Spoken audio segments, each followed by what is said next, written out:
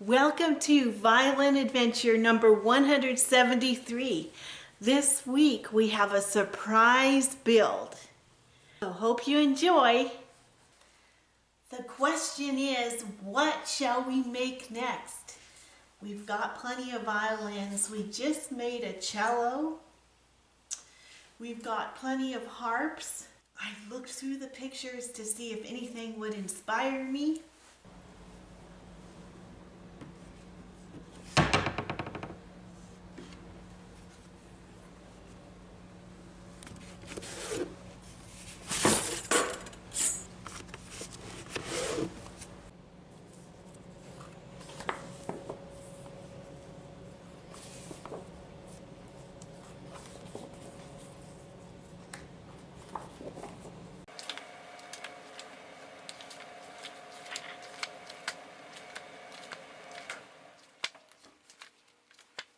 Come along with me and we'll explore this together.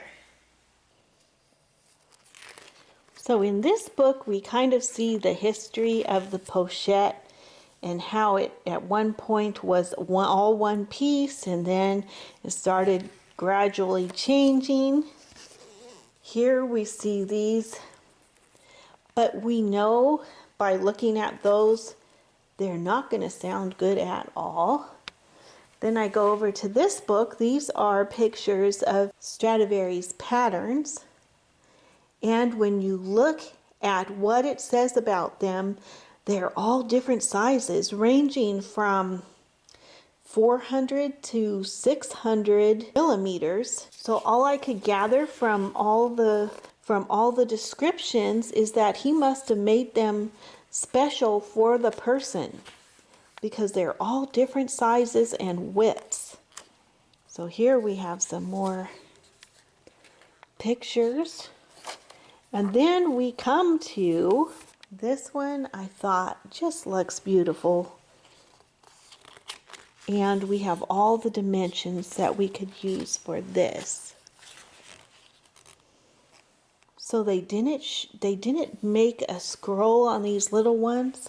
In the back, I have all the dimensions that I'll ever need for this. So because the purpose of a pochette was to carry it easily and to be able to pull it out at any moment's notice, it wasn't for sound, it was for size. And as you can see, Stradivari made so many different lengths and widths. So I think it probably had to do with maybe the size of their pockets or the size that was comfortable to them. I can just imagine him measuring their arm length and discussing it over and then making one for them. So what I'm going to do is take the liberty. I'm going to base mine off of his latest pochette that I showed you there, and then make adjustments as we go. So let's get started. First things first, we need to find some wood, and then we need to plan it out. So here in the wood pile, I want to find some wood that is too thin for a nice sounding violin. So here's a maple back dated 2002, and it is very warped. So in order to get that warp out, it'll be even thinner. So I'm glad to use that. It's not quite enough wood for a violin. Then here we have a piece of spruce from 1989. And the trouble with this is it's chipped out here, so we can't get enough for a violin, but it would be great for a smaller instrument. So we've got the wood, and just look at the flame on this piece of wood. Okay, I'm going to have some fun here. I'm looking at all the dimensions of this little pochette.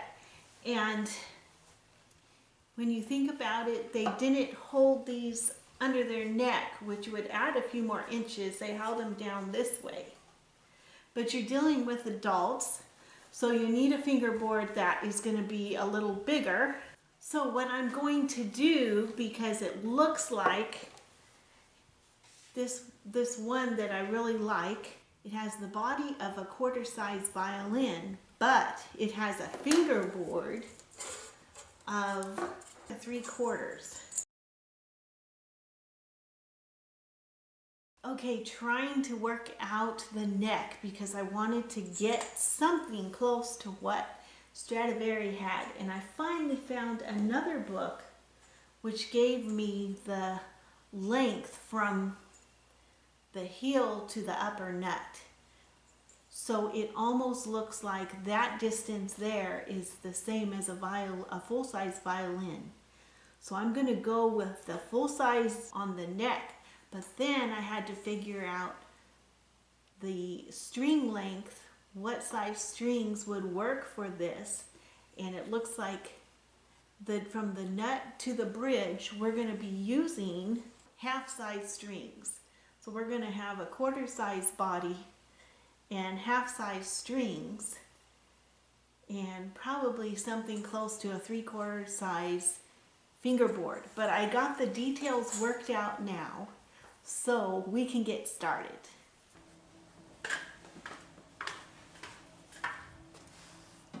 Here we go back in time. We're starting on an old pochette.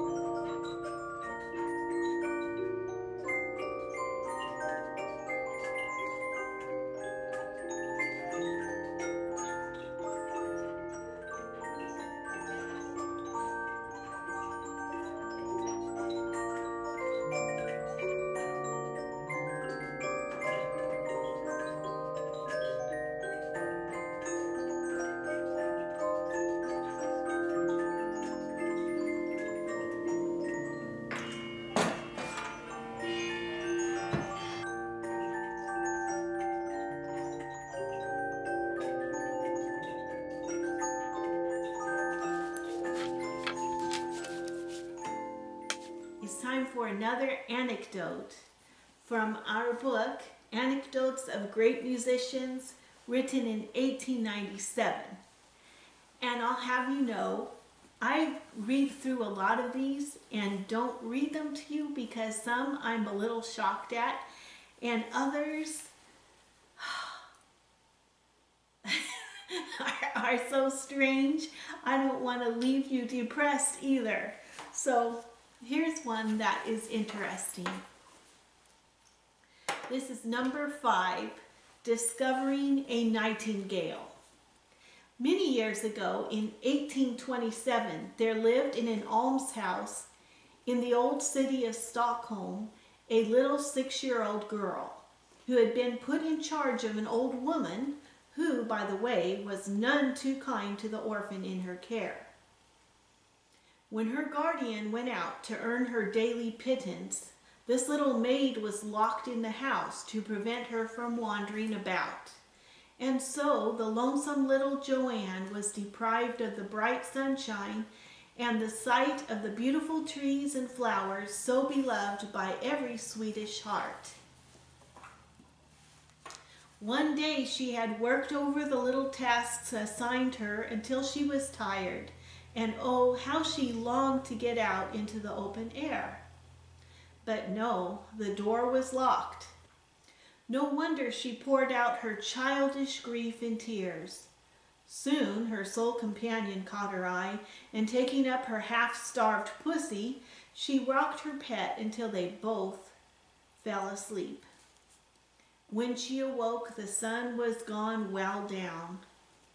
Fearing the scolding she was sure to get when the old dame came home, the child caught up her work and began to sing in a sweet voice that seemed far too old for a girl of her age. While she went on with her singing, it happened that a lady of high rank was passing the house, and so struck was she by the clear, sweet tones that she stopped her carriage to listen. On caroled the little songstress, perfectly unconscious of her audience, till she was startled by a knock at the door. She could not open it, but some kind neighbor told the fair visitor about the little prisoner. The kind-hearted lady came back afterward and secured the child admission to a school and later to the Royal Theatre classes. As the girl grew older, her talent developed, and until, as the Swedish nightingale, she was known the world over. Do you recognize her? Jenny Lind. Okay, this one is interesting. Mendelssohn's dislike of Meyerbeer. Mendelssohn had a great aversion for the music of Meyerbeer. Mendelssohn's music was polished, elegant, scholarly, devoid of claptrap or effects attempted for mere show.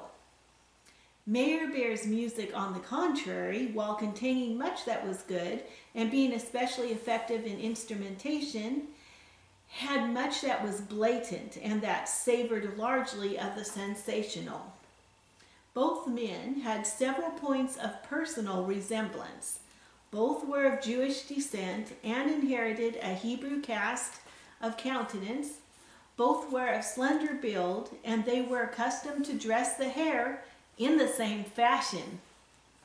The aversion held by Mendelssohn for Meyerbeer's music extended somewhat to Meyerbeer himself, and great was Mendelssohn's disgust if someone of his friends teased him on his resemblance to the detested composer. On one occasion in Paris, after having been subject to some good-natured jokes about the similarity of his personal appearance to that of Meyerbeer, the composer of St. Paul and Elijah rushed off to the barber and had his hair clipped short to dispel the likeness. This, of course, only made him subject to a fresh lot of jokes on the hated resemblance. Well, that's all for today. We'll have some more anecdotes next time.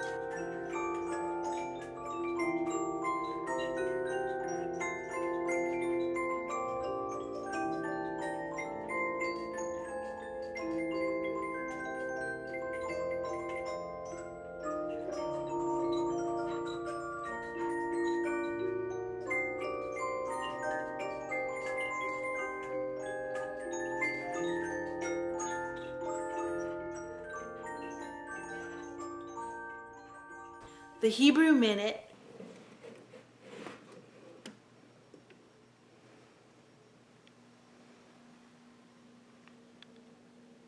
Tov Hashem Lekavov Lanefesh Tid Rashenu. The Lord, or Hashem, is good to those who wait for him and to the soul that seeks him or searches for him. If you know where this is found, please leave it in the comments below. Freddie wants to chat.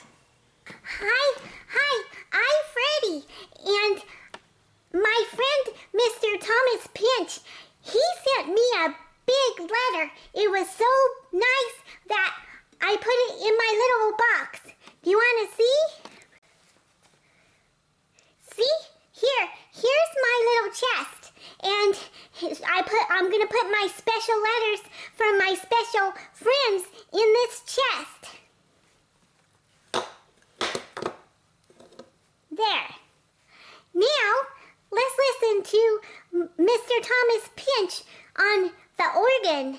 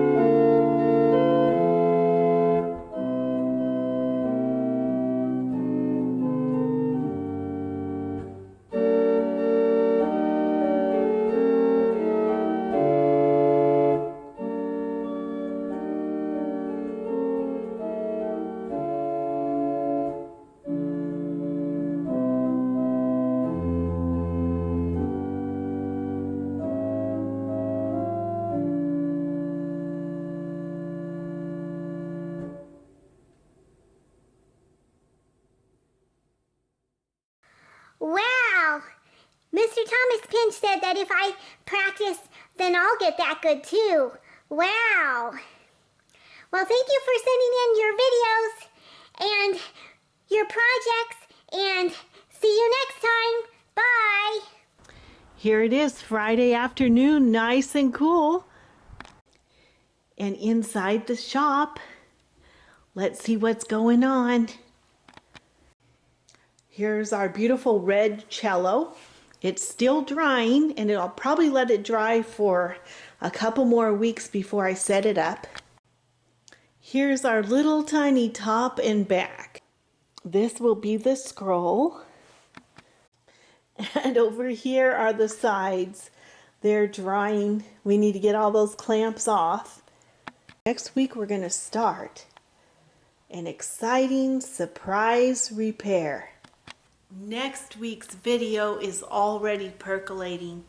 We have a very interesting violin, and we'll shove everything aside and work on it. Freddie has something very interesting, and there might be a couple more packages arriving. So lots of surprises for next week. Stay tuned. Thank you so much for watching, for all your wonderful comments, for the thumbs up, and to the new subscribers. And next week we've got some more surprises. Until next time, bye.